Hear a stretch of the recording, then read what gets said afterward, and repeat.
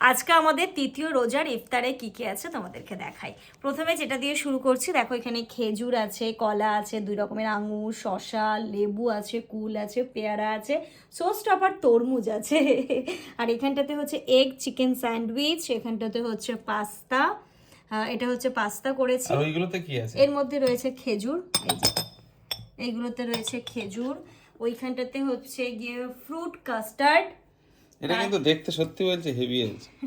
জানি না খেতে কেমন হবে, একটু পরেই খেলে বুঝতে পারবো। আর তার সাথে ড্রিঙ্কস এর মধ্যে গুড় বাতাসার শরবত, ট্যাং আর নর্মাল পানি।